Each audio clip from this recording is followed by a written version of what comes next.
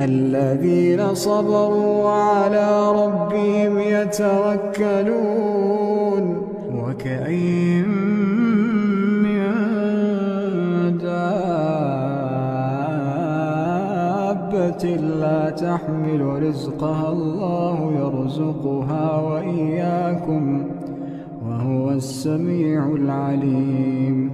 ولئن سألتهم من خلق السماوات والأرض وسخر الشمس والقمر ليقولن الله فأنى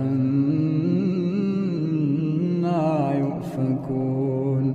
الله يبسط الرزق لمن يشاء